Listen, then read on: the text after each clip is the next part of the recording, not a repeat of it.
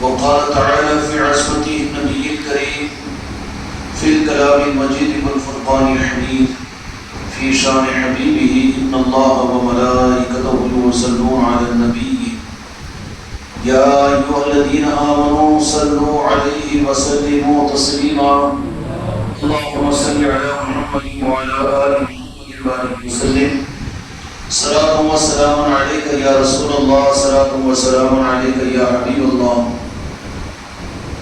محترم حاضرین کرام،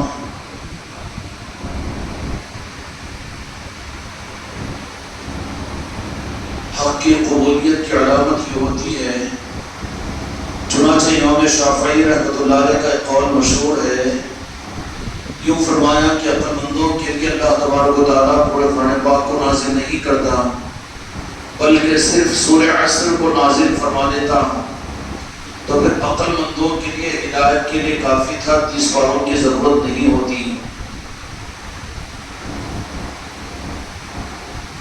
تو جو بات امام شافعی رحمۃ اللہ علیہ نے فرمائی ہے مجمل انداز میں، اس کی مفصل صورت یہ ہے کہ حق کے قبول کرنے کے لیے توفیق الہی کا ہونا اور ملنا ضروری ہے، اور توفیق الہی کا مطلب کہ بندہ بھی چاہے مجھے حق ملے اور رب بھی یہ چاہے کہ ان کو میں حق دے دوں۔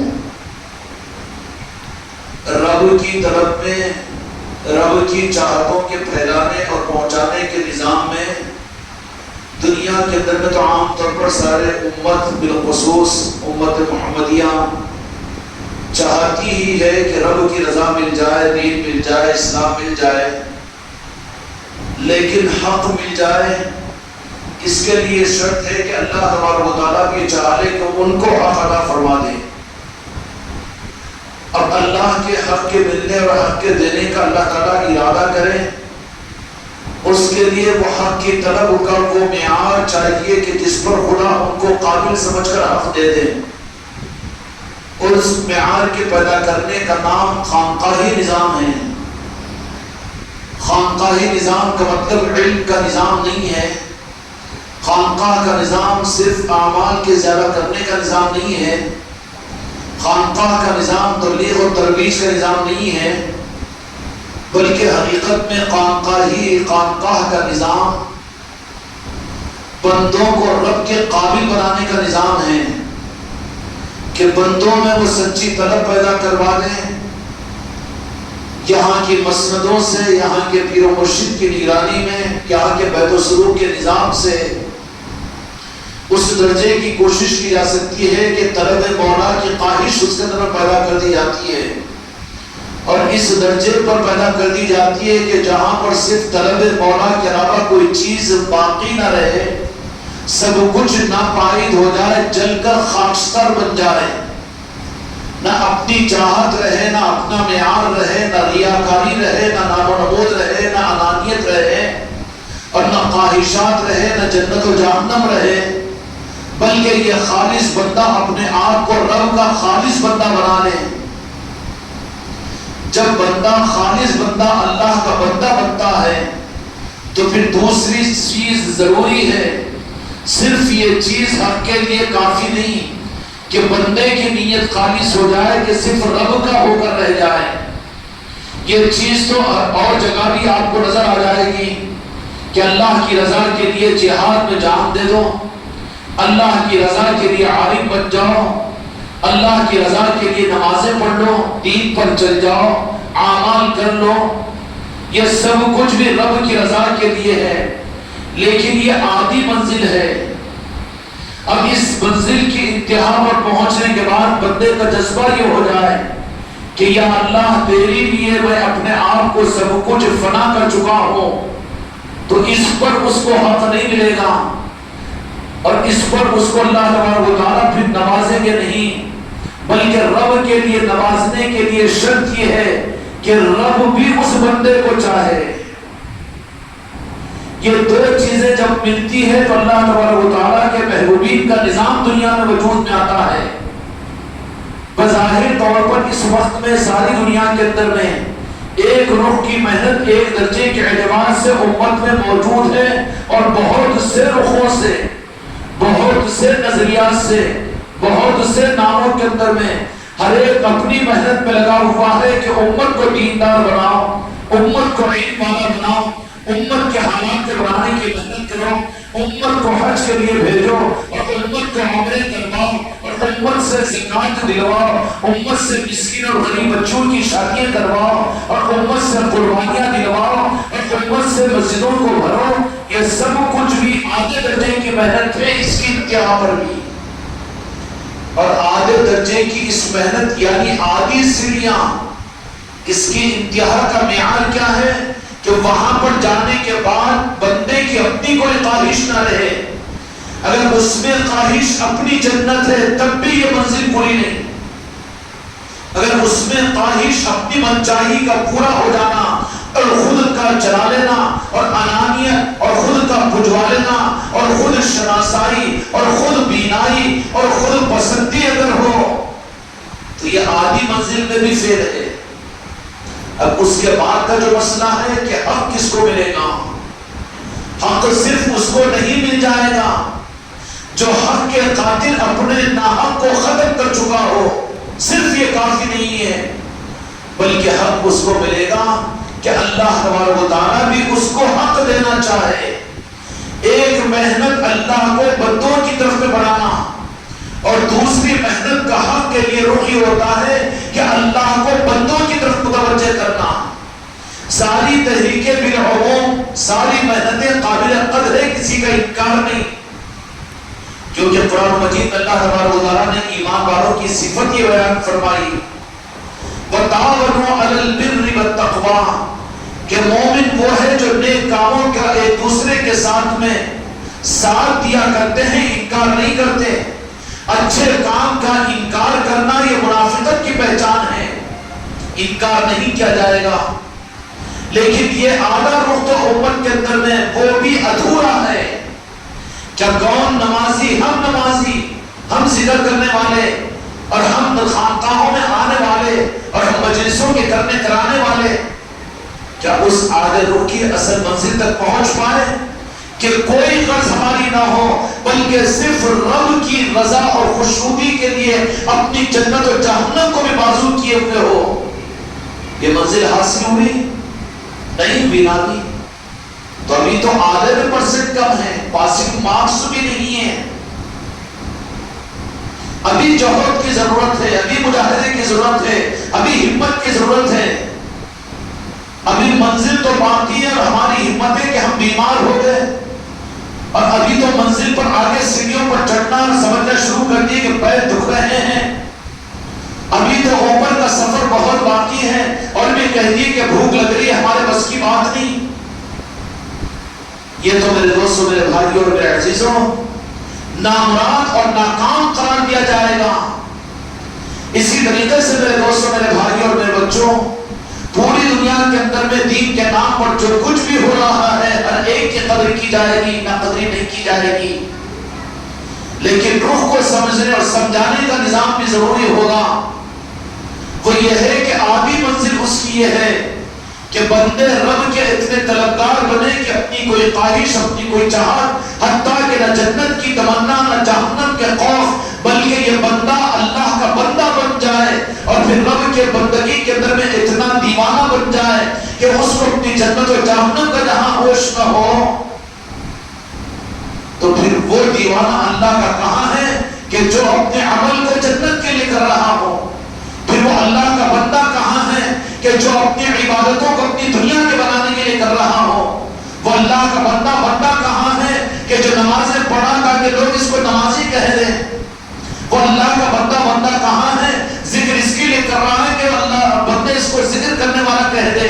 یہ تو ریاکار ہے، یہ تو منافق ہے، بندہ نہیں بن سکا بھی۔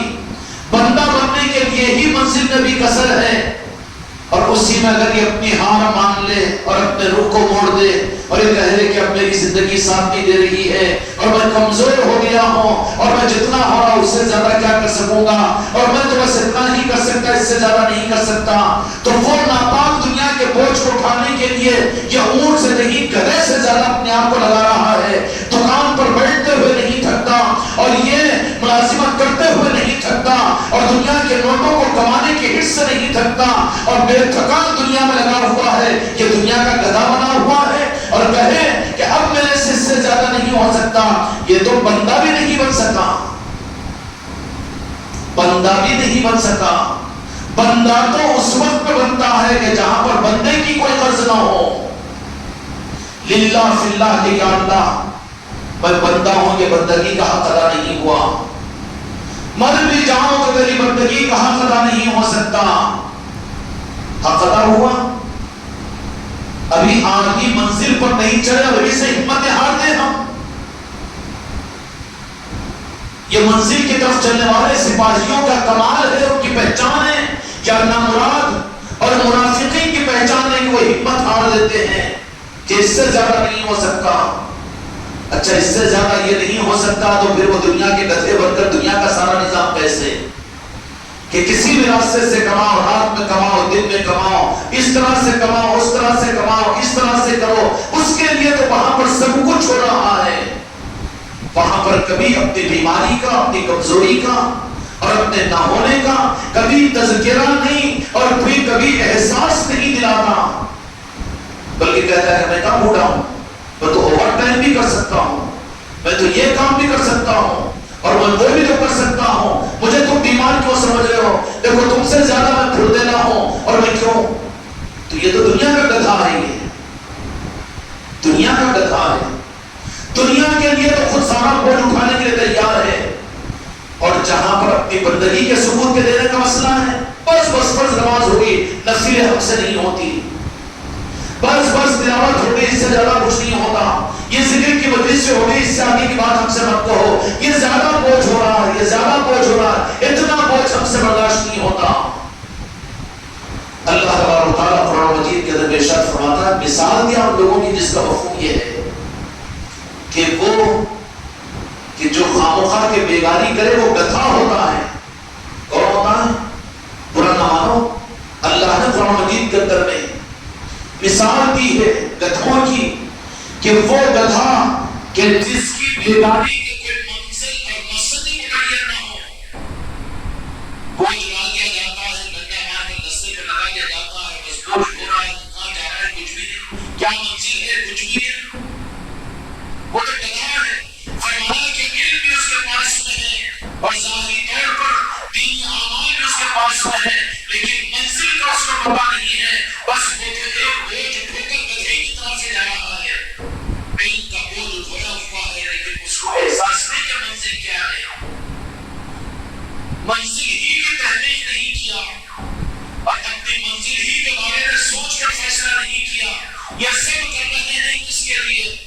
سب کر رہے میں بھی کر رہا تو گدھا ہوتا میرے نام میرے بچوں۔ اللہ نے قرآن مجید کے میں مثال دیا کہ وہ نادان آدمی وہ علم والا جو کتابوں کو اپنے پیٹ پر لاڑے اس گدھے کی طرح سے ہے کہ جو صرف بوجھ اٹھانے ہی کو اپنا مقصد سمجھ لیتا ہے۔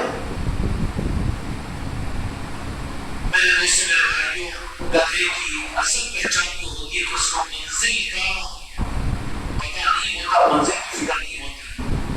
تو تم ہم جو کچھ بھی کر رہے ہیں لاشعوری اعتبار سے کہ شعور یہ ہے کہ ہماری منزل کیا ہے، یہ ہے کہ کرتے چلو جتنا اپنے سمجھ میں اتنا کرتے چلو، اپنے کو کیا کرنا بس اتنا ہی بس کافی ہے، اور جو کر رہے اس کو بہت سمجھ لو، بالمقابل اس کے دنیا کے معاملات میں کوئی ذرا خیال کرو صحت کا، ذرا عمل نہیں میرے کو کیا ہو بہت اچھا، تم سے زیادہ کھوتے رہو، تم سے زیادہ میں کام کروں، مجھے جو دنیا کمانا ہے دنیا، اگر یہ مزاج ہے تو پھر یہ دنیا کا وہ گدھا ہے کہ جس کی منزل حسرت کے سوا کچھ نہیں ہوگی، کہ بہت کچھ کر کے محنتوں کے بعد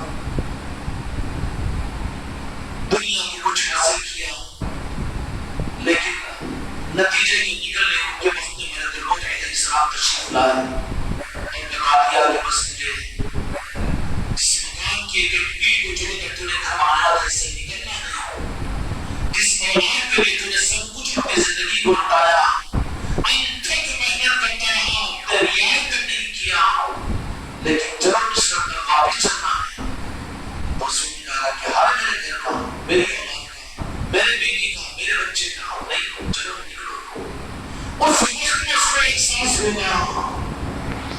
وقت میں اس کو احساس ہوگا کہ واقعی میری محنت تو گدھے کی طرح سے بیکار کی ہوئی ہے، بیکار کی ہوئی ہے۔ پوری زندگی، پوری عمر، پوری جوانی، پوری صلاحیتیں جس کے لیے میں لگایا تھا، لیکن یہ وہ وقت ہے کہ حسرت کے ساتھ ایک لفظ نظروں سے ہٹا دیا جائے گا۔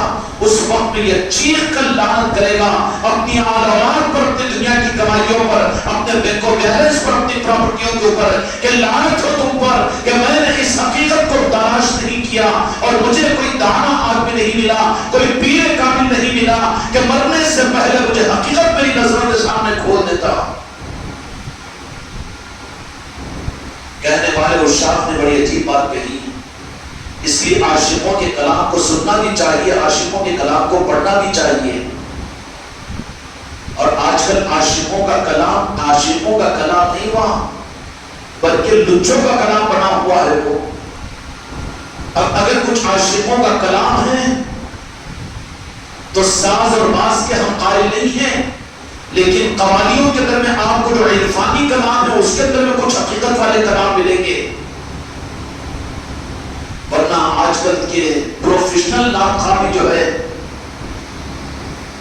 نعتوں سے پہلے سودے بازیاں ہوتی ہے کہ 1 گھنٹے کے 50 لاکھ روپئے، 1 گھنٹے کے 50,000 روپئے، 1.5 گھنٹے کے 5 لاکھ روپئے، یہ پروفیشنل ہے۔ یہ وہاں حقیقت کا پتہ نہیں چلے گا۔ ذوق کو پیدا کرو اپنے اندر میں، اس وقت میں ہر ایک یہ کہے گا کہ جس وقت میں منزل سامنے ہوگی اور پھر وہ چند لمحوں کے اندر میں یہ دنیا کا دھوکہ اس کے ساتھ میں کھل رہا ہوگا۔ میرے مولا مولا علی علیہ السلام ارشاد فرماتے ہیں کہ سارے انسان غفلت کی نیند سو رہے ہیں، موت پر جاگیں گے۔ وہاں جب جاگیں گے پریشان ہو جائیں گے، ہائے میرا گھر، ہائے میرے بیوی بچے، ہائے میری پراپرٹی، ہائے میرا بینک بیلنس، ہائے میرا ATM کارڈ، ہائے میری دنیا کی پراپرٹیاں کہاں ہیں؟ ہاں وہ تو سب اپنی جگہ ہے مگر تم وہاں نہیں ہے، اب چلو میاں تم۔ اس وقت میں قرآن مجید میں اللہ تبارک و تعالیٰ میدان قیامت کے اندر میں ایسے غافلین کے بارے میں فرماتا ہے کہ جب ان کے سامنے حقیقتیں کھل کر آئے گی، ربنا سمعنا وابصرنا نامن صالحا، کیا اللہ ہم نے حقیقت کو اپنی نظروں سے دیکھ بھی لیا، سن بھی لیا، ہمیں تھوڑا سا موقع نہ فرما دے کہ ہم دنیا میں جائیں گے، اب نہیں پلٹ کر دیکھیں گے دنیا کی طرف میں اور اس گدھے کے بوجھ کی طرف میں، نہیں جائیں گے کاروبار میں، نہیں جائیں گے دکانوں میں، پھر کہاں جاؤ گے؟ چرنے کے لیے خانقاہوں میں جائیں گے، علاج کے لیے ڈاکٹروں کے پاس میں جائیں گے، جا کے پکڑ کر بیٹھ جائیں گے بزرگوں کے آستانوں کو اور کسی مرد کامل کا دامن تھام کر اپنی زندگی کی سانس کو آخری وہیں گزار دیں گے۔ نامن صالحا، یا اللہ ہمارے اوپر کرم فرما کہ ہم کو مہلت دے دے تھوڑی۔ اللہ تبارک و تعالیٰ فرمائے گا کہ کلا، ہرگز نہیں ہو سکتا، ہرگز نہیں ہو سکتا۔ جیسے بھینس کا نکلا ہوا دودھ بھینس کے تھنوں میں واپس نہیں جاتا، مرے ہوئے انسان کو دنیا کے لیے پھر سے مہلت دے کر خدا دنیا میں نہیں بھیجتا۔ کیوں؟ یہاں پر یو ٹرن نہیں ہے، بلکہ جو لگ گیا یا تو پچھتائے گا یا تو وہ خوش ہوگا۔ لا خوف علیہم ولا هم يحزنون، جن کو دامن مل گیا، جن کو حق مل گیا اور حق کا نظام مل گیا، وہ تو مسکراتے ہوئے قیامت میں لوگوں کے لیے شفاعت کریں گے اور لوگوں کے لیے خوشخبریاں سنائیں گے۔ وہ اللہ تبارک و تعالیٰ کے بندوں کے اوپر رحم کے دروازے، خدا کی رحمت کے دروازے کھلواتے رہیں گے۔ وہ کون ہوں گے؟ الا ان اولیاء اللہ لا خوف علیہم ولا هم يحزنون، یہ کون ہیں؟ اولیاء ہوں گے کہ جو دنیا میں جن کی ڈیوٹی تھی کہ بھٹکے ہوئے انسانوں کو، جن کی منزلیں کھوٹی ہے، ان کو حق کی منزل بتاؤ۔ اور حق کی منزل صرف یہ نہیں ہے کہ اللہ کی طلب پیدا کر دو، اللہ کو راضی کرنے کا جذبہ پیدا کر دو۔ انتہا پر جا کر دیکھو کسی بھی دینی لائن کی محنتوں پر، ان کے انتہا کا، چونکہ ہم کو بھی سابقہ دینی لائنوں میں بہت چلنے کا پڑا ہے، انتہا کیا معلوم ہوگی؟ اللہ کو راضی کر لو بھائی، اور پھر کر کے اللہ راضی ہوگا تو جنت میں داخل کر دے گا، جہنم سے بچا لے گا۔ اللہ کو راضی کرو اللہ کی رضا کے لیے۔ انتہا کی منزل ان کے پاس ہے، حالانکہ یہ ادھوری منزل ہے۔ اللہ کو راضی کرنا یہ بندے کی ارادہ اور نیت ہے، یہ حق نہیں ہے، یہ تو آدھی منزل ہے۔ اس کے بعد کا اللہ بھی اس بندے کو نوازنے کا ارادہ کرے۔ رضی اللہ عنہ ورضوا عنہ وَأَعَدَّ لَهُمْ جَنَّاتٍ تَجْرِي تَحْتَهَا الْأَنْهَارُ خَالِدِينَ فِيهَا أَبَدًا ذَلِكَ الْفَوْزُ الْعَظِيمُ۔ کہ یہ حقیقت میں ذَلِكَ الْفَوْزُ الْعَظِيمُ، یہی عظیم کامیابی حاصل کرنے والے ہیں۔ ادھوری منزل والے تو منزل کھوٹی ہے، تھک تھک میں پوری زندگی گزری، قبر کا عذاب ایسا، قیامت کی وہ پریشانی ایسی، وہاں کے فرشتے، وہاں کے منکر نکیر، کل پٹیاں بیٹھ رہا ہے، سجدے بھی کر رہا ہے، تو جنت و جہنم کے خوف میں وہ حقیقی منزل اس کو نہیں ملی ہوئی ہے، اور اسی حالت میں اس کی موت آئی، پلنگ پر پڑا ہوا ہے، غلطی سے اونچی آواز والا مرغا بھی کو توڑ کے بیٹھ گیا، کہاں ملک الموت آ گئی تھی ہوتی۔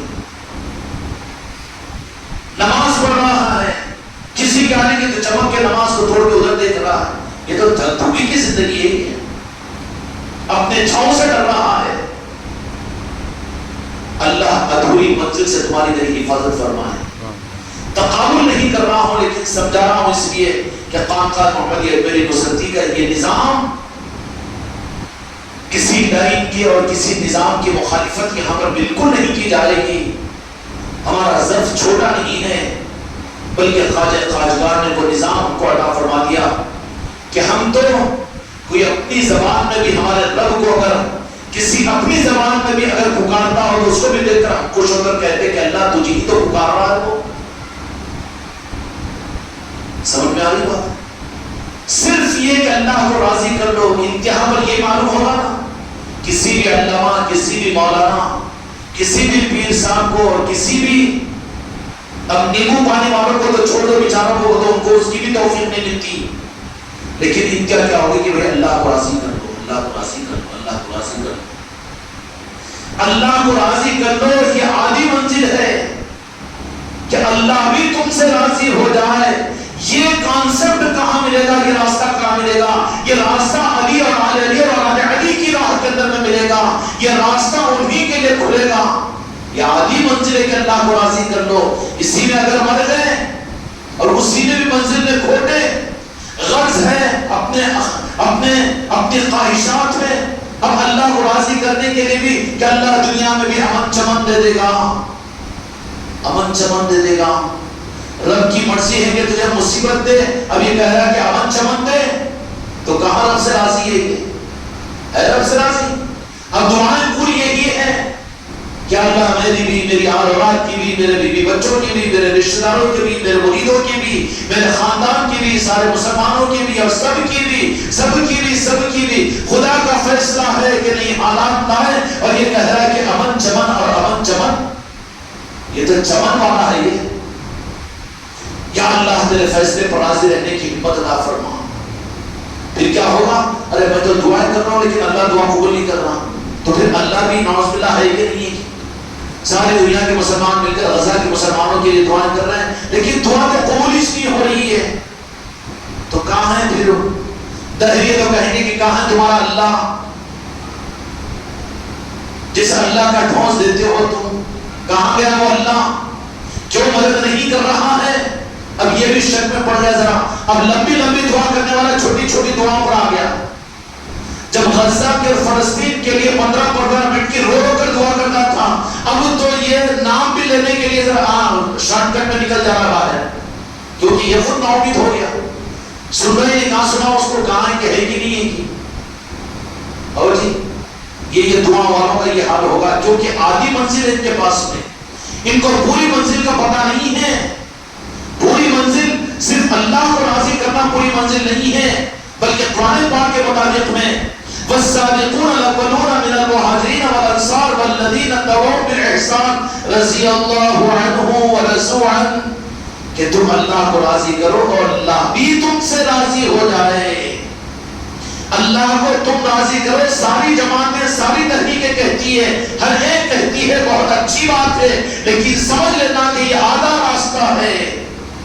اللہ بھی تم سے راضی ہو جائے، یہ راستہ جو ملے گا اس کے لیے اللہ تبارک و تعالیٰ نے اپنے محبوب کے ذریعے سے فرما دیا کہ میرے محبوب کو فرما دیجئے کہ آدھا راستہ تو پوری انسانیت کے لیے اسلام کی صورت میں ہم نے کھول دیا، جنت کی فضیلت ہم نے بیان کر دی، جہنم کا خوف انسانیت کے سامنے پیش کر دیا، قوموں کے حالات قرآن مجید کے ہم نے نقل کر دیے۔ میرے محبوب یہ سنا کر قرآن پاک کے ذریعے سے انسان خوف اور شوق کے اندر میں وہ آدھی منزل پر آئے گا خدا کو راضی کرنے کے راستے پر۔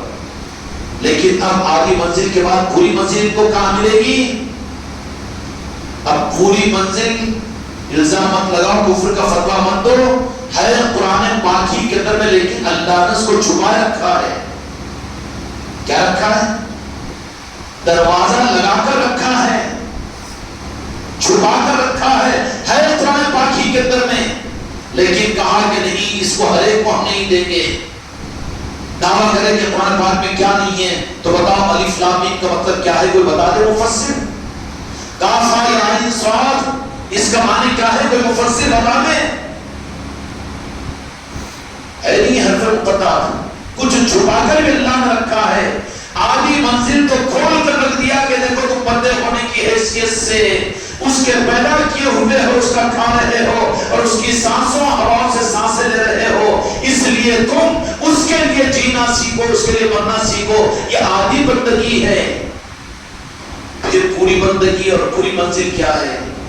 کہ اللہ بھی تم سے راضی ہو جائے۔ کیا صرف اپنے غرض کے لیے، اپنی جنت کے لیے چلنے والا اور کرنے والے سے اللہ راضی ہوگا؟ نہیں ہوگا۔ کیوں؟ کہ بعض وہ جو شہید بھی ہوں گے لیکن خدا جہنم میں ڈالے گا۔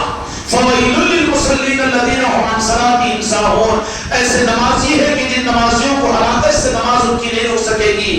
عمل کر رہا ہے لیکن ہلاکت سے نہیں رک رہا ہے، کیا مطلب؟ آدھی ڈگری ہے، آدھی میں بھی کم ہے، پھر پوری ڈگری یہ کہاں ملے گی؟ اس کے اللہ تبارک و تعالیٰ نے قرآن مجید کے اندر فرمایا اور اپنے محبوب کو خاموش فرمایا، شب معراج میں اپنے پاس سے بلا کر بتایا وہ علم جو خاموش علم تھا۔ اللہ تبارک و تعالیٰ نے اپنے محبوب کو 30 پارے زمین کے اوپر بھیج کر عطا فرما دیے۔ کہاں پر یہ نازل ہوئے 30 پارے؟ زمین پر، مکے میں، مدینے میں نازل ہوئے، جبرائیل علیہ السلام کے ذریعے سے نازل ہوئے، صحابہ کرام نے نازل ہوتے ہوئے دیکھا، پورا قرآن پاک صحابہ کرام کے سامنے نازل ہوا۔ لیکن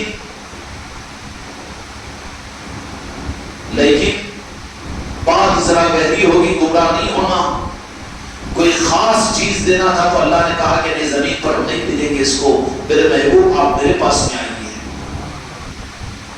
کہاں آئیے؟ بلایا نا اپنے پاس میں 30 بارے اللہ نے، آپ نے تو جبرائیل کے ذریعے سے بھیج دیا، پھر اپنے محبوب کو کیوں بلایا؟ ارے کچھ خاص علم دینے کے لیے بلایا ہوں، وہ اس علم سے اور اس نظام سے الگ ہے، کوئی خاص چیز ہے جس کے لیے اپنے چہیتے کو، اپنے محبوب کو اپنے قرب خاص میں بلایا ہوں، اور قرب خاص میں بلا کر کہ نعوذ باللہ جنت کی اعلیٰ ڈگری، جنت تو نارائن پاک مصطفیٰ کی خیرات ہے، وہاں جنت کا کدھر ڈھونس؟ ان کے غلاموں کے ہاتھوں پر جنت تقسیم ہوگی، ان کے نوازوں کو اللہ تعالیٰ نے مالک بنا دیا، شہزادی کو جنت کا مالک بنا دیا، تو پھر جنت کا معاملہ میرے مصطفیٰ کے ساتھ نہیں۔ پھر کیوں بلایا اللہ تبارک و تعالیٰ نے معراج شریف کے اندر میں؟ وہ خاص بات بتانے کے لیے، اور بلا کر پھر خاص باتیں اپنے سے قریب کر کے، میرے محبوب کی دیکھو عرش الہی کے فرشتے بھی نہ سن لیں، اور کسی کو یہ راز دینا نہیں ہے، میرے قریب آ جاؤ میرے محبوب، میرے قریب آ جاؤ، میرے قریب آ جاؤ۔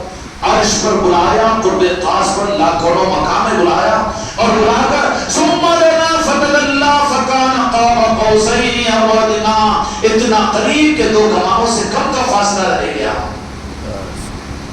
قرب خاص سے بلا کر۔ اب جو میرے مصطفیٰ کے ساتھ میں جو سرگوشی ہوئی اور جو کچھ میرے مصطفیٰ کو اللہ تبارک و تعالیٰ نے عطا فرمایا، وہ اصل قرآن کی چابیاں ہیں، وہ اصل حق ہے جو اللہ نے اپنے پاس سے بلا کر اپنے محبوب کو عطا فرمایا۔ اب معراج شریف کے بعد میرے آقا، اب ان علوم جو اللہ نے خاص طور پر آپ کو میرے آقا کے قلب مبارک میں عطا فرما دیا تھا، اب ان علوم کے لیے میرے مصطفیٰ نے ان کے اہل لوگوں کو تلاش کیا، اور رب کی منشا سے جس ذات کو منتخب فرمایا وہ میرے مولا کی ذات تھی، مولا علی علیہ السلام کی ذات تھی۔ کہا کہ اس علم کی امانت کے سنبھالنے والے مولا علی کی ذات ہے، اس لیے مولا کے بارے میں اس رخ پر نہیں جانا جو آپ بدعقیدے جاتے ہیں کہ وہ بھی داماد ہے، مولا کی ذات ہے۔ میرے آقا نے فرمایا کہ جیسے موسیٰ علیہ السلام کے ساتھ میں حضرت ہارون علیہ السلام نبوت میں شریک ہے، اسی طریقے سے علی کا ساتھ میرے ساتھ میں ہے، میرے دین کے معافر ہیں۔ مولا علی کے بغیر دین ادھورا ہے، مولا کے بغیر قرآن سمجھ نہیں جا سکتا، اور حق علی کے بغیر خدا کی قسم، رب ذوالجلال کی قسم، مولا علی کے بغیر حق مل نہیں سکتا۔ مولا علی کی ذات وہ ذات ہے جو کہ اس امانت کا امین بنایا اور اعلان بھی فرمایا، اتنا اہم مسئلہ ہے۔ تو پھر اللہ تبارک و تعالیٰ نے الگ اعلان وحی بھی نازل فرما دی کہ اے میرے محبوب اس چیز کو ظاہر کر دیجئے جس کو ہم نے آپ کو عطا کیا۔ تو کیا نعوذ باللہ میرے آقا نے کچھ چھپایا تھا؟ اشارہ اس بات کی طرف میں ہے کہ عرش الہی پر ہم نے جو آپ کو عطا کیا ہے خاص صورت کے اندر میں کیا اشارہ کیا کہ مولا علی کے مقام کو ظاہر کر دیجیے۔ کیا فرمایا؟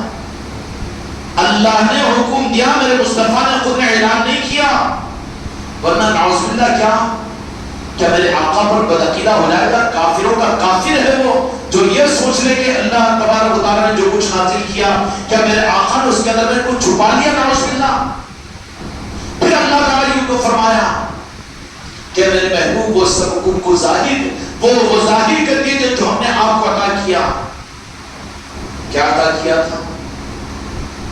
کہ اس علم کے امانت دار کون ہیں؟ اے میرے محبوب آپ ظاہر کر دیجیے، امت تعامل نہ کر کے، برداشت نہ کر کے گمراہ نہ ہو جائے، یزیدی نہ بچ جائے، بدبخت نہ بچ جائے۔ اس کے لیے اللہ تبارک و تعالیٰ نے فرمایا کہ میں حکم دے رہا ہوں کہ اس امانت کو ظاہر کر دیجیے۔ تب کہیں جا کر میرے مصطفیٰ نے غدیر قم کے موقع پر دست علی کو اپنے دست مبارک میں لے کر کہا من کنت مولا فہذا علی مولا، کہ میں جن کا مولا ہوں ان کا مولا علی ہے۔ وہ ظاہر کرنے کی طرف اشارہ فرمایا اللہ نے۔ اب کیوں ظاہر فرمایا؟ اس کے بعد میں اور خلاصہ حدیث میں فرما دیا، قرآن و حدیث ہی ہے نا یہ، انا مدینۃ العلم بابها علی، کہ میں علم کا یعنی میں حق کا، میں دین کا، میں نجات کا، میں رحمت کا شہر ہوں۔ کسی کو بھی نجات اور کسی کو رحمت میرے بغیر نہیں مل سکتی۔ سارا خزانہ انا مدینۃ العلم، خزانہ میں ہوں، لیکن اس کو دروازہ لگا دیا ہوں میں نے۔ اور کس کا دروازہ؟ علی بابها، کہ علی اس کا دروازہ ہے۔ پھر یا رسول اللہ یہ تو آپ کے زمانے نہیں، علی دروازہ قیامت تک رہیں گے۔ آل علی کی صورت میں قیامت تک اس دنیا میں اولیاء آتے رہیں گے۔ جو اولیاء کی چوکھٹوں سے جڑے گا وہ مجھ تک میرے رحمت تک پہنچے گا، اور مدینۃ العلم تک اس کی رسائی ہوگی۔ اور جو اولیاء کے در سے کٹے گا، ان کی مخالفت میں جائے گا، ان کے نظاموں سے مخالف ہوگا، نتیجے کے اعتبار سے وہ حق حاصل نہیں کرے گا، وہ آدھے دین میں بھی کم مارک لینے والا ہوگا۔ چاہے وہ شہید ہو جائے، چاہے وہ خلاش ہو جائے، سخاوت میں پورا مال لٹا دے، ہزاروں مدارس چلا لے، لاکھوں مرید بنا لے، لیکن خلاش ہوگا، نجات نہیں ملے گی اس کو، اس لیے کہ آدھے میں بھی پرسنٹ کم ہے۔ بچے 40 مارکس میں پاس ہوتے ہیں 35 میں، 32 کو لائے تھے، وہ بھی تو 32 مارکس سے چلا نہیں پاس ہوتے۔ پاس ہونے کے لیے کم از کم 35 مارکس چاہیے۔ 35 مارکس میں بھی دینی اور حق کا معیار یہ ہے کہ وہاں پر کوئی غرض نہ رہے، جنت و جہنم بھی نہ رہے، اور کہے کہ یا اللہ میں تیرا بندہ ہوں لیکن بندگی کا میں حق ادا نہیں کر سکا، اور پھر یہ کہ میں نماز پڑھنے والا ہوں، میں زکات دینے والا ہوں، میں ذکر کرنے والا ہوں، میں عالم ہوں، میں پیر ہوں، مجھے پوچھو، مجھے پہچانو، تو وہ تو 35 کے اندر میں نہیں، 18 میں بھی نہیں آئے گا، وہ تو ریاکار ہو جائے گا۔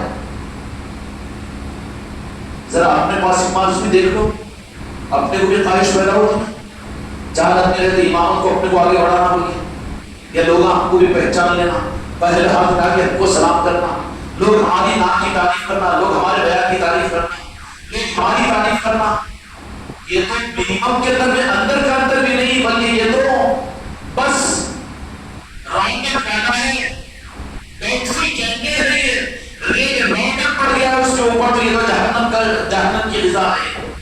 اللہ ہماری میری حفاظت فرمائے، اس سے نکلو، جس کو پیدا ہوا ہے کہ بس اللہ راضی ہو جائے، اللہ راضی ہو جائے، اور اللہ کو راضی کرنے کے جذبے میں اس مقام پر پہنچا ہوا ہے کہ سب کچھ چھوٹ جائے، برباد ہو جائے، لیکن اللہ میں تیرا بندہ ہوں کہ میں تیری بندگی کا حق ادا نہیں کر سکتا، تب انہیں لیول پر آیا آدھے حد پر، اس کے بعد میں شروع ہوگا کہ رب بھی اس کو چاہے، اب رب اس کو چاہے تو جو رب والے بندے ہیں، اللہ والے ہیں، وہ پہنچائیں گے اس کو وہاں پر۔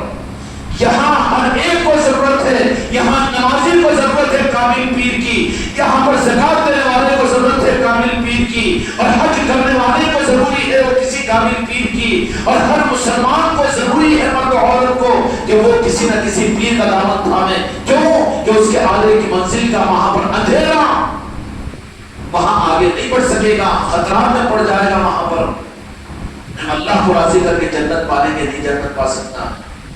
عمل کرنے والوں کو اللہ میں جہنم میں ڈالے گا، کیوں کہ اندھیرے میں بھٹکنے والے تھے وہ۔ اب اس آگے منزل کے آگے کی بصیرت اور روشنی کے لیے ضرورت پڑتی ہے کسی کامل پیر کی، کامل پیر کی، اور کامل پیر کا مطلب ہو سکتا ہے کہ کامل پیر نصیب نہ ہو تو عذر نہیں چلے گا، اللہ تبارک و تعالیٰ تو کہہ دے گا کہ کامل پیر اگر تو اپنے کو کامل سمجھا تو تجھے کون کمال والا نظر آئے گا؟ تیرا چشمہ الٹا تھا، کوئی چشمہ جو لگا ہوا تو دنیا نظر آتی ہے، کوئی چشمے کو الٹا لگا تو خود گڑھے میں دکھتا، 4 قدم چلو تو 4 قدم کا چلتا پیچھے گر جاتا، آگے چلنے کا پیچھے گرتا کہ نہیں گرتا؟ تو کوئی کامل پیر ہی نہیں ہے دنیا میں، اور کوئی اولیاء کا نظام کہیں کو بولو غوث خواجہ کے زمانے میں چلے گیا ختم ہو گیا، تو یہ تو الٹا چشمہ لگا لیا تو آگے کا بڑھے گا تو پیچھے گر جائے گا۔ اب کیا چلے گا؟ اب تو جماعت چلے گی، اب تو مسلک چلے گا، اب تو مولانا چلیں گے، اب تو انہوں چلیں گے۔ وہ پرانا زمانہ تھا خانقاہوں کا، پیر مریدی کا، جب وہ چل گیا یہ بیٹا الٹا چشمہ لگا دیا ہے، کیونکہ سیدھا چشمہ تو یہ ہے کہ قیامت تک اللہ تبارک و تعالیٰ نے آل علی اور آل علی ہی کے نظام کو چلایا ہے، حق کا نظام آل علی اور آل علی کا نظام ہے۔ اب کامل پیر نہیں مل رہا تو ان کو تو سب سے پہلے اپنے آنکھ موتیا بین کا علاج کرانا چاہیے، کیوں کہ پہلے موتیا بین کا علاج کروائے تو پھر تیری دنیا روشن ہوگی، پھر تجھے چشمہ لگے گا تو پھر سب کچھ نظر آئے گا، ورنہ دن اندھیرا ہو جاتا کہ نہیں ہو جاتا؟ دن میں بھی آج ہم پوچھتے رہتا ہوں، ارے آنکھیں کھولنا تو نہیں، سورج بہت چپ رہا آنکھوں میں بولے، ارے کیا غوث خواجہ کے نظام سمجھ نہیں آتا؟ نہیں مسئلہ ہے جماعت کا ہوں گئی، ارے انہوں نے کیا بولتے کہ خانقاہ کو گیا تو ہاں رات اندھیری ہو گئی رے بابا تجھے، اظہر من شب سے اولیاء کا نظام، اظہر من شب سے بارگاہ غنی نواز، اظہر من شب سے بزرگوں کا فیض، اظہر من شب سے تاریخ کی کتابیں اولیاء کے فیضان سے، لیکن اس کے باوجود رات اندھیری ہو گئی تو آنکھیں بند کر لیتا وہاں پر، پھر بھی کیا کہتا نہیں آنکھیں بند ہے، بند ہاں بند کیسا نہیں ہوتے تھے، رات اندھیری ہو گئی ہے تیری، دن اندھیرا ہو گیا، تجھے دن میں بھی نظر نہیں آ رہا، اس وقت سے زبردستی کیا کیا بند کر لے رہا ہے۔ تو جو بیچارے اولیاء کے نظاموں کو، خانقاہی نظاموں کو اور اولیاء کے آستانوں کے نظام کو شرک و بدعت کہتے ہیں نا، وہ دن اندھیری کے لوگ ہیں بیچارے، آنکھیں پلٹی ہوئی ہیں ان کی، یا تو چشمہ الٹا لگا ہوا ہے، ان کو ڈھک لو نا تو پیچھے الٹے گر جائیں گے، وہ ان کو ڈھکنے کی کوشش مت کرو تم، بلکہ جن کو ذرا چھامر چھامر نظر آتا ہے نا جو بیچارے کم از کم اولیاء سے محبت کرتے ہیں ان کو تم آگے بڑھاؤ. ہمارے پاس بھی دیوان خلیفہ اور مریدہ بھی, ان لوگوں کو کچھ کھینچ کے لائیں. ان لوگ کہاں تیرے کو کھینچ لیتے ہو. ارے کیا ہے جانا ضروری ہے کہ روزانہ کام کر لو. ذرا اچھے محمد ہوٹل میں جا کے چائے پی کے چل, اور مجھے ہوٹل میں اچھی لسی بنا رہا ہوں, اچھا تیرے کو لے کے چل جاتا ہوں. پیسوں کے پیچھے پڑنا ہی نہیں. جو الٹا چشمہ لگایا ہوا خود تو گرتا اور تیرے کو لے کے گر جاتا ہوں. ہاں میں ذرا دوست ان کے ساتھ پڑھ گیا تھا. نہیں چلو پھر وہ ہو گیا ہوگا, وہ خان جانے کا ٹائم ہو گیا.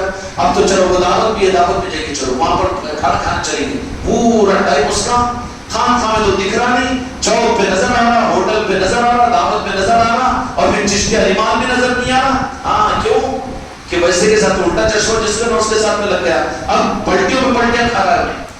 اب غلطی سے کوئی بولا بھی غور غور کر رہا میں اپنے پیر بھائی کو, یا کیا اتباع نہیں کرنا, کہ ہاں کیوں نہیں کرتا. اس وجہ سے ویسے ہو تو اس کے ہاتھ میں چھوڑ دینا, کیونکہ چشمہ ان کا الٹا ہو گیا ہے, یا الٹے چشمے والے کے ساتھ ہو گیا ہے.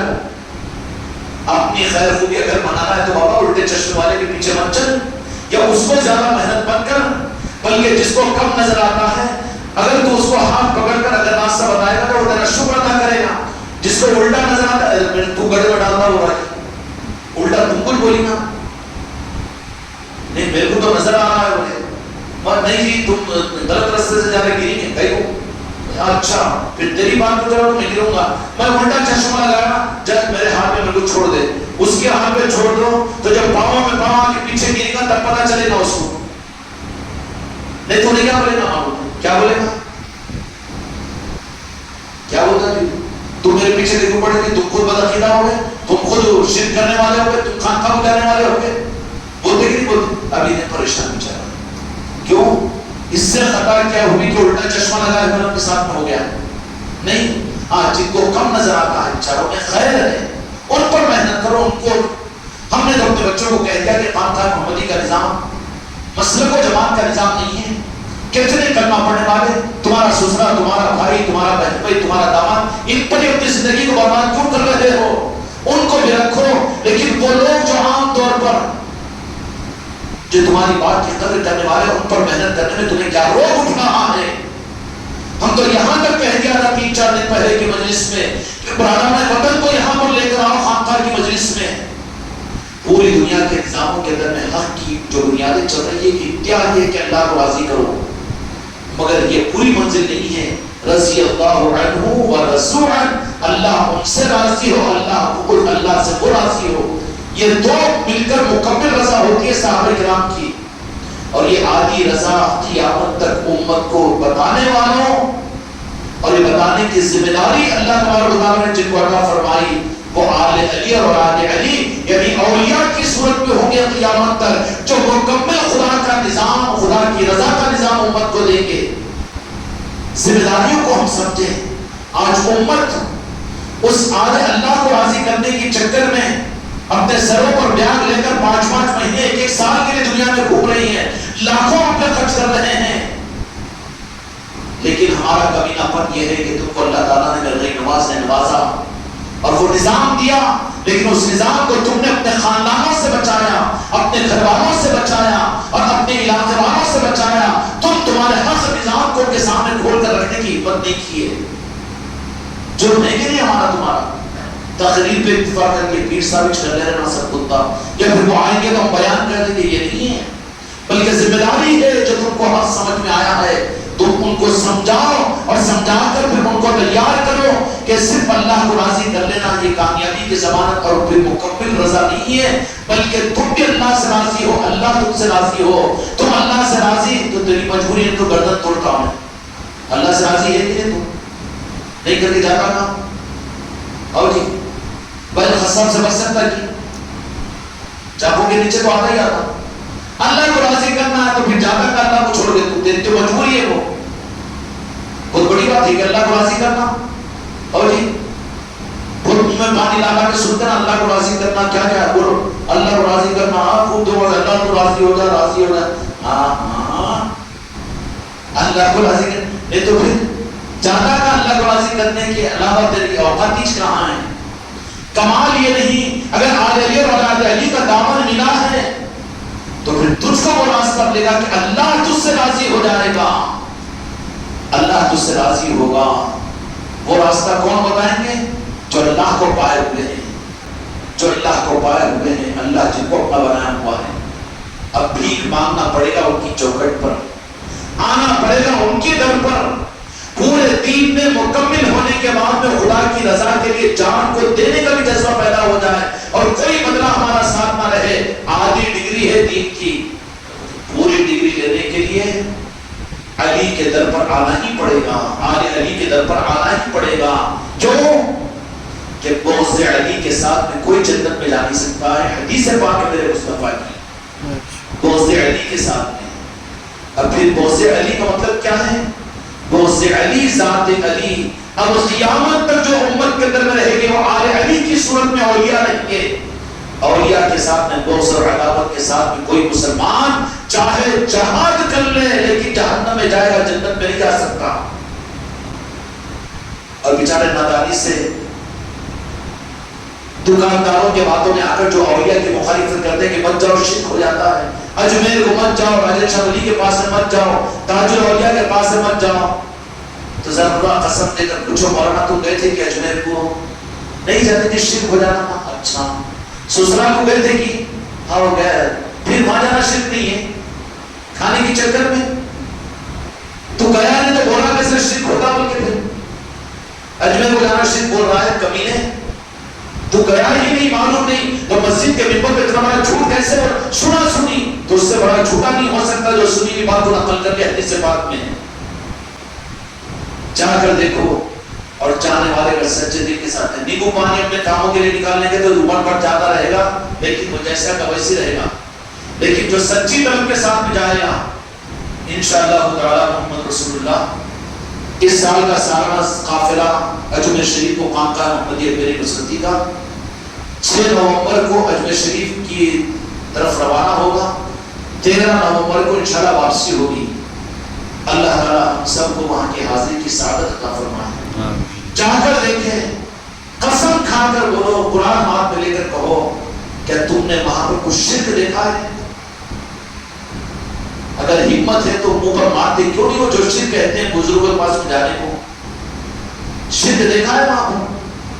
کوئی کھڑے ہو کر کہہ رہا ہے کہ اللہ نہیں ہے یہ اللہ ہے، کہہ رہا ہے وہاں پر کوئی؟ شرم نہیں آتی ان لوگوں کو سفید کپڑے اللہ رومال لے کر شرک ہوتا کہتے ہیں، اور پھر بڑی اس کے ساتھ میں ہم بھی سنتے ہیں ہاں بڑا مولانا اچھی قرآن کی آیت ہے۔ ارے وہ آیتیں امت کے لیے نہیں کافروں کے لیے نازل ہوئی، چکر دے رہا ہے انہیں، کافروں کے لیے جو آیتیں نازل ہوئی ہے امت کو سنا رہا ہے، وہ بیوقوف بنا رہا ہے، اور تو تعریف کر رہا ہے کہ کیا مولانا شرک کو بیان کر رہے ہیں، کہاں کا بیان کر رہا ہے؟ دھوکہ دے رہا ہے۔ وہ آیتیں مسلمانوں کے لیے نازل ہی نہیں ہوئی، وہ آیتیں تو کافر و مشرکوں کے بارے میں نازل ہوئی۔ جو آیتیں اللہ نے کافر و مشرکوں کے لیے نازل فرمائی امت کو سنانا تو امت کے ساتھ میں دھوکہ ہے وہ، اور اتنا بڑا دھوکہ اور شکار کر رہا ہے۔ کیا مولانا کا بیان ہے؟ ارے وہ کیا ہے؟ ارے بابا ہاں مزیدار دودھ کی چائے ہے، مگر چائے کو وہ دودھ کی ہے جو نرما پاکٹ سے بنا ہوا پائزن ہے، تھوک دے پینے کے بجائے۔ بدعقیدیہ جو آل علی اور آل علی سے رولیہ سے کاٹے، بڑی حسرت کے انجام پہ پہنچ کر پچھتانا پڑے گا وہاں پر، جو کہ قیامت کے میدان میں ایک مقام پر روک دے گا اللہ تبارک و تعالیٰ کہ یہاں سے وہی لوگ آگے بڑھیں گے جو میرے محبوب کی حدیث سے محبت کرنے والے ہیں، جو علی کا بغض رکھنے والے ہیں، نکل جاؤ یہاں سے۔ یزیدی کہیں گے اتنے عمل کرنے والے ہیں کہ رات اور رات کھڑے ہو کر قرآن پڑھتے ہیں، چلو ہٹو یہاں سے، جن کے دل میں ذرہ برابر بغض علی ہوگا اور اولیاء کی عداوت ہوگی، میرے دوستوں کے ساتھ میں دشمنی ہوگی، بس نکل جاؤ یہاں سے، لے جاؤ جہنم کی طرف ان کو داخل کر دو، میں ان کی صورت بھی دیکھنا نہیں چاہتا۔ اللہ بھی کہے گا، میرے مصطفیٰ بھی کہتے ہیں، کہاں ملے گا سہارا؟ اس لیے آگے کہ اللہ بہت سے راضی ہو جائے، بولو یہ بھی دین ہے کہ نہیں؟ یہ دین کون بتائے گا؟ یہ دین مدرسے میں مولوی نہیں بتائے گا، امام خطیب نہیں بتائے گا، مولانا اور مولوی نہیں بتائے گا، یہ جو راستہ بتائے گا وہ اللہ والے بتائیں گے، یا اللہ والوں کے غلام بتائیں گے۔ صاحب ادب طے کرنا پڑے گا۔ مولانا جلال الدین رومی وقت کے بڑے سب سے بڑے عالم اور محدث، لیکن صاحب ادب طے کرنا پڑا ان کو۔ اللہ والے کون تھے؟ شمس تبریز دیکھے نہیں تھے، امام ابو حنیفہ رحمۃ اللہ علیہ، ہم تو حنفی ہے نا، کتنے بڑے امام ابو حنیفہ کے قیامت تک جن کی فقہ چلے گی ان سے بڑا کون عالم ہونے کا دعویٰ کرے گا؟ لیکن امام ابو حنیفہ رحمۃ اللہ علیہ کو بھی جب آگے دین کی تکمیل کا وقت آیا، خدا نے دینا چاہا تو پہنچایا امام جعفر صادق علیہ السلام کی بارگاہ میں اور ذان میں ادب طے کیا، اور اعلان امام ابو حنیفہ رحمۃ اللہ علیہ نے فرمایا کہ ہونا کا امام ابو حنیفہ نعمان ابن ثابت ہلاک ہو جاتا اگر 2 سال امام جعفر صادق علیہ السلام کی صحبت کی مجھے نصیب نہ ہوتے۔ نجات نہیں ہے مگر اللہ والوں کے کرم ہے میرے غریب نواز کا کہ ہم بھی بھٹکے ہوئے تھے۔ یہ 15ویں صدی تو فکروں کا زمانہ ہے، مسلک و جماعتوں کی دھوم دھام ہے، اور ساری دھوم دھاموں کے اندر میں جس حق کو چھپایا جاتا ہے اور سب کا انٹینشن کیا ہوگا، ہزاروں اختلافات کے باوجود وہ متحد ہوں گے، ایک دوسرے سے دوزناوٹ نہیں کریں گے، ایک دوسرے کے اسٹیٹ پر آ جائیں گے، لیکن وہاں پر سب مل کر اگر کسی نظام کے ساتھ مخالف ہوں گے تو وہ اولیاء کے نظام کے ساتھ مخالف ہوں گے نہیں۔ اور پھر اس کے لیے اب یہ جھنڈیاں والے نے اس واسطے جھنڈی دے دی، ہری جھنڈی۔ ہری جھنڈی کہاں کی ہے بابا؟ ہری جھنڈی تو تیرا بھی آنکھ کا آپریشن ہوا تو بھی کچھ لگا تھا اس کے بغیر نہیں بولنا، میں اس کا قال نے میرے کو لال جھنڈی لگا ڈاکٹر ادریس صاحب کو، جب تک انہوں خود بھی آپریشن کرا لے تو ہری جھنڈی لگانا پڑتا ان کو بھی اس کے بغیر نہیں۔ ڈاکٹر صاحب نفرت ہے نا ہری جھنڈی سے، اب تم لال جھنڈی لگا لو جب تک ہی نہیں۔ میرا باپ بڑا مخالف ہے، وہ کیا بزرگوں کے نظام سے، وہ ان کو ہری جھنڈی مت لگا، بڑی نفرت ہے۔ میرے ابو جان کو لال جھنڈی لگا تو علامہ مولانا مفتی صاحب ہے جبتی کی لال جھنڈی۔ ارے کیا پاگل ہو گیا کیا رے بابا؟ وہاں ہری جھنڈی کی مخالفت، مگر یہاں پر ٹانگوں پہ لگانا ہری جھنڈی۔ ہری جھنڈی کے بغیر آنکھیں چل جائیں گی، لال جھنڈی قبول نہیں کرتا نا یہاں پر۔ یہ چشتہ رومال کہیں کو یہ خانقاہیں کیوں، اولیاء کے نسبتوں کی محفلیں کیوں، اور یہ اجمیر شریف کو قافلہ جانا کیوں، اولیاء کے تذکرے کیوں، اس کے بجائے قرآن و حدیث، قرآن و حدیث، قرآن و حدیث۔ اچھا تو پھر آنکھوں کا آپریشن ہوا تو جھنڈی تو لال نہیں جمتی نا بیٹا، ہری جھنڈی نا۔ پھر قبر کے اندر بھی تو ہری جھنڈی میرے مصطفیٰ کی ہونی پڑے گی نا، تب تو وہاں سے بچے گا تو۔ کنت تقول فی ھذا رجل محمد صلی اللہ علیہ وسلم کہا جائے گا، وہاں پر بھی تو میرے مصطفیٰ کو بتانا پڑے گا کہ ہاں میرا امتی ایک دم خبر میں سے پار لگے گا قیامت کے میدان میں بھی۔ پھر اولیاء کرام کی ہری جھنڈی کو سامنے لایا جائے گا کہ کون سے سلسلے سے تمہارا تعلق تھا۔ نہیں میں تو تبلیغی جماعت کا تھا، 150 سال کی جماعت چل باز روٹ، اہل حدیث کا تھا 80 سال کی چل باز روٹ، بریلوی جماعت کا کہتے 125 سال کے چل باز روٹ، اور بھی نہیں ناموں گزاروں کے وہ جماعتوں کے بھی پنڈر سے زیادہ تم کو سب 100-150 سال 200 سال کے کچھ بھی دے گے، بازو ہٹا دینا میں چلو بچکانے بیٹے بچے ہیں۔ پھر پرمٹ ہے گی، وہ کون سا پرمٹ اللہ کیا؟ یا غوث الاعظم کہتے تھے کہ غریب نواز کہتے تھے آل علی اور اولاد علی سے جڑے ہوئے تھے، یا شرک کی اولاد تھے کی شریک کی اولاد جو رہتے نا وہ شریک بولتے رہتے بات آتا، ان کو ایمان لفظ مشکل سے آتا، شرک زیادہ آتے رہتا، جو پیٹ کھل گیا تو کھٹے ڈھکارا ڈھر آتے رہتے بدبو کے، اس لیے شرک ان کے اندر میں بھر گیا دنیا پرستی کا۔ کیوں نیر پہ ڈر لگ رہا ہے؟ نہیں جاؤ باہر جاؤ پہ ڈر لگ رہا تھا، ان کو ادھر ادھر دیکھ رہا ہے، یہاں پر ڈرنے کی ضرورت نہیں ہے، کوئی مار توڑتے نہیں تم کو، کب تک بندوں سے ڈریں گے؟ ہم علی کا سپاہی بنا دیں گے، وہ کیا آبی تو بدل سمجھ رہے تیرا داماد ہے وہ، تم نے بڑا مقام اٹھا لیا، یہاں نہیں آپ پوری دنیا کو ہم حق کا پیغام دے رہے ہیں، ڈرنے کا سوال نہیں۔ اچھا پیغام دے رہے تو چیلنج نہیں کر رہے ہیں، ہم تو دینا چاہ رہے ہیں ہم کو کوئی سمجھے سمجھنے والا، اور ہمارا تو ان کے پیروں پر ہاتھ رہے گا جو سمجھنے کے لیے یہاں پر آئے گا۔ یہاں کسی جماعت اور مسئلے کی بنیاد پر کسی کو نظر انداز نہیں کریں گے، نہیں کریں گے۔ تو پھر اللہ تبارک و تعالیٰ تو کہے گا کہ ہے کہ لیک ڈاکومنٹ میرا وہ ہے، ارے بیٹا قبضے دار ہے تو دین تو تھا مولا علی کا، اور اس کے بعد میں غوث و خواجہ کا، اس کے بعد میں اولیاء کا، یہ ہے کہ نہیں لیک ڈاکومنٹ نہیں، تبلیغ کا ہے، جماعت اسلامی کا ہے، ارے بیٹے سب قبضے دار تھے، ان کے قبضے تھے، مالک آیا تو ہٹا دیا، وجود بھی نہیں ہے کہ تبلیغ بھی جگہ پہ، جماعت اسلامی بھی وجود پہ ہے کہ ہندوستان کی جماعت اسلامی الگ، پاکستان کی الگ، بنگلہ دیش کہاں ہے جماعت اسلامی؟ اب وہ بھی جا کے اہل حدیث میں غٹ کہاں ادھر دکھرے نہیں ڈھونڈے تو اپنی کوئی بھی. اب پرانے بھی تو اچھے بچانے اللہ غنی کا رحمت کرے اچھے لوگ تھے چلے گئے. ایک مرتبہ ہمارے غلام محی الدین صاحب ان کے امیر تھے یہاں کی جماعت اسلامی کے، ڈاٹوڑے میں رہتے تھے. تو سکندرآباد سے ہمارے بازو بیٹھ کے سیٹ پہ ہو، امیر تھے ان جماعت اسلامی کی. اب ہم بازو بیٹھ کے تو ٹھیک ہے، مگر سنجیدہ آدمی تھے، علم والے آدمی تھے. علم والا آدمی کبھی بھی اکھڑ پر نہیں کرتا، اپنے بک بک بک بک کرتا، بلکہ سنتا نہیں سمجھتا نہیں. ہمارے بازو بیٹھے تو ہم نے ان سے بات شروع کی. آخر میں نرمل کے آنے تک مستقل ہم بات کرتے رہے. تو اس کے بعد انہوں نے جملہ کہا کہ نصرت صاحب آج آنکھ کھلی ہے، پوری زندگی گزر گئی، آپ زندگی کے 83 سال کی عمر ہو گئی، لیکن آپ نے جو باتیں کہی ہیں کہ آج آنکھ کھلی ہے، اللہ کی درجات بلندی عطا فرمائے. ہم جہنم میں ڈالنے والے لوگ نہیں ہیں، ہم تو جہنمیوں کو جنتی ہونے کی دعا کرتے ہیں. انہوں نے کہا یہ بات. اسی طریقے سے میر واجد علی صاحب یہاں کے آج ہوا کی تبلیغ کے ذمہ دار ہمارے بڑے بھائی کے ساتھیوں میں پوری دنیا میں پورے ہندوستان میں ڈگ کا ان کے بیانوں کا تبلیغ کا.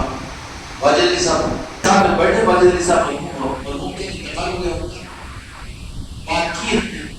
حالانکہ وہ ہم بھی اس تبلیغ کے زمانے میں اپنا بڑے مانتے تھے تھا ماشاءاللہ، اور بہت کی قربانیاں رہی تبلیغ کے لیے.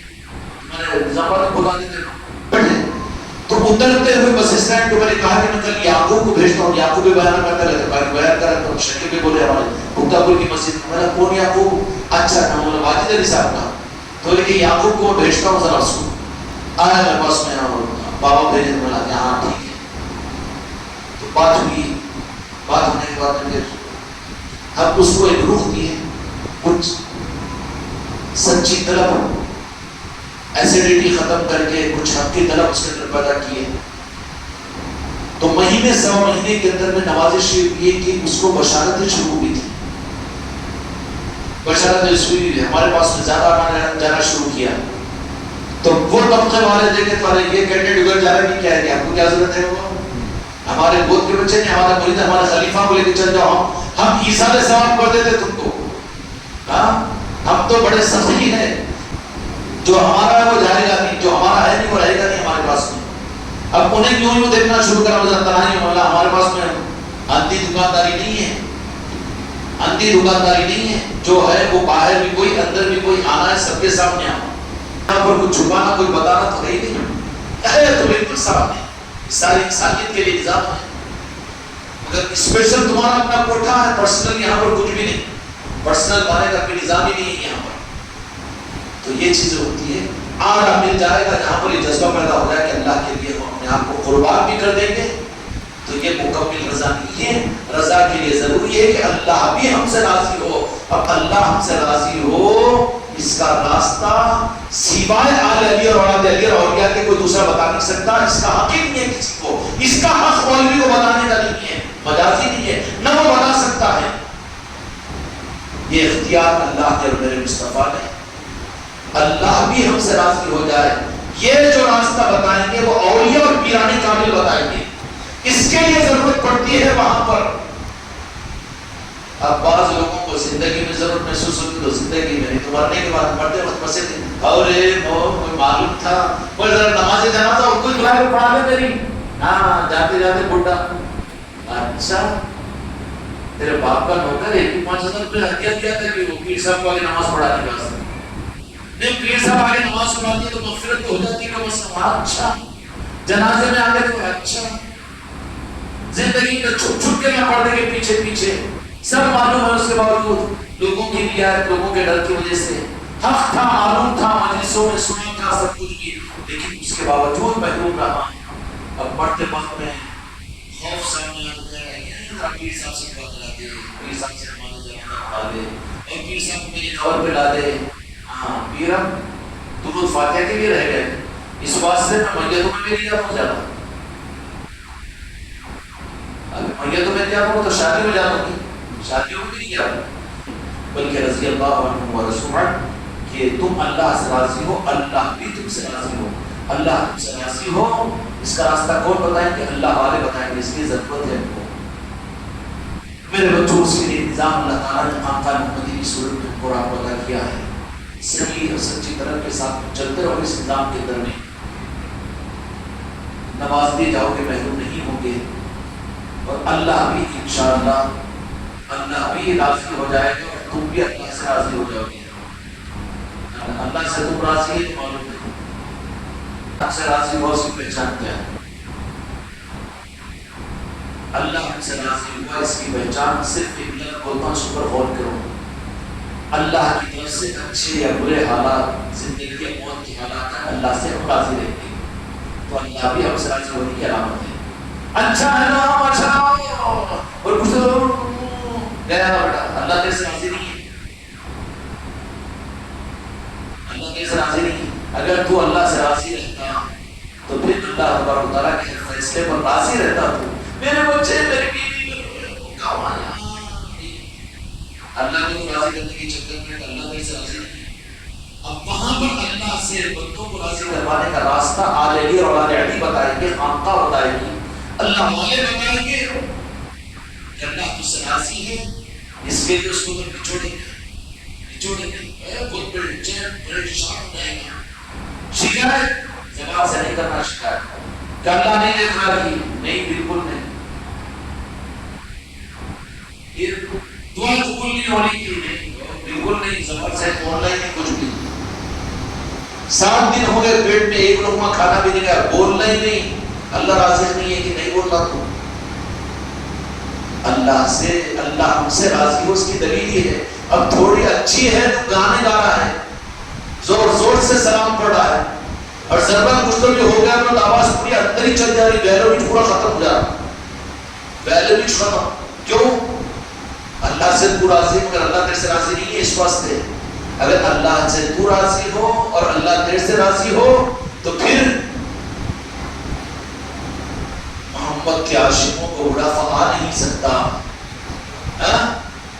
ان کے غلام کبھی مرتے نہیں ہیں، بلکہ مر کے بھی وہ زندہ رہتے ہیں، غموں میں بھی مسکرانے والے رہتے ہیں وہ۔ اس لیے یہاں پر ضرورت پڑتی ہے پیر کامل کی، اور وہاں پر ضرورت پڑتی ہے نظاموں کی، وہاں پر ضرورت پڑتی ہے چوکٹوں کی۔ اور یہ جو چیز ملتی ہے اللہ کیسے ہم سے راضی ہو، یہ جو تقسیم ہوتی ہے چیز، قرآن میں تو اللہ نے چھپا کر رکھا ہے، لیکن اس کے لیے دروازے بنا دیا، چوکھٹے بنا دیا، اولیاء کے آستانے، اولیاء کی چوکھٹے، ان سے نسبتوں کو قائم کرو تو ان کو وہ علوم عطا کیے جائیں گے کہ اللہ تم سے راضی ہے، اس کا ادراک عطا کیا جائے گا۔ اس لیے میرے دوستوں، میرے بھائیوں، اگلے اتوار کو انشاءاللہ کاغذ نگر کے اندر تربیتی محفل ہے نا، تربیتی محفل ہے، لیکن ہم لوگوں کے لیے سبسڈی کے لڈو مل رہے ہیں وہاں پر، بغیر محنت کے بھی اولیاء کی نظر ملے گی، تو کوئی مرید بھی محروم نہیں رہنا۔ اس لیے کوئی مرید بھی اس نوازش کی محفلوں میں جانے سے محروم نہ رہ جائے، اس کی فکر بھی کریں انشاءاللہ۔ اور اس میں بھی یہ مت کہو کہ صرف اپنے پیر بھائی صرف مسلمان کی سننی، بالکل نہیں، یہ تمہارا کمینہ پن ہے۔ ہم تم کو کب سے کہہ رہے ہیں کہ اس روح کو کھول دو، ہر کلمہ پڑھنے والے کو کہو کہ صافہ کا کلمہ پڑھنے والے ہیں، ان کی محبت کی نسبت پر ایک دن کا سفر ہو رہا ہے، چلو کاغذ نگر کا سفر کہتے کیوں ہے؟ تم بولیں گے ہماری پیر کے صاحب کی وجہ سے، ہماری خانقاہ کی وجہ سے، تو انہیں بولے گا یہ کیا ہے؟ اس کو بولو کہ جس نبی کا تم آقا کا کلمہ پڑھتے ہو، ان کی محبت میں ایک دن کا سفر، بیوی کی محبت ہے تو سارے کی شادی میں جاتا نہیں جاتا، جس آقا کا کلمہ پڑھتے ان کی محبت میں ایک دن کا سفر کرو، جھوٹ تو نہیں ہے۔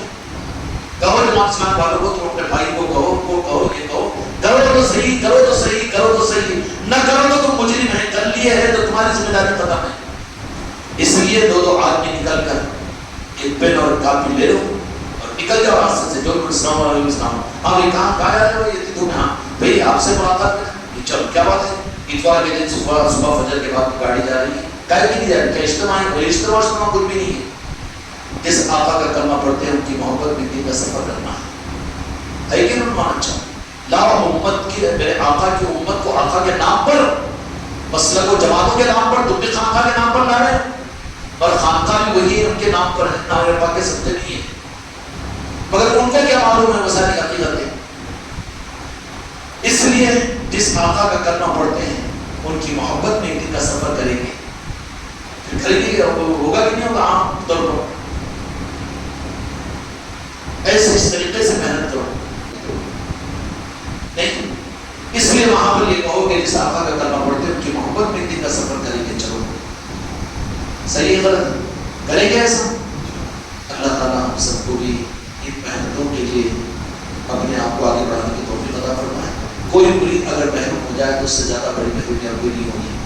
سارے ہی اپنے دوست احباب کے ساتھ میں اس مجلس کے اندر میں اپنے لیے اپنی ساتھ سمجھ کر پہنچنا ہے. پہنچے گے انشاءاللہ.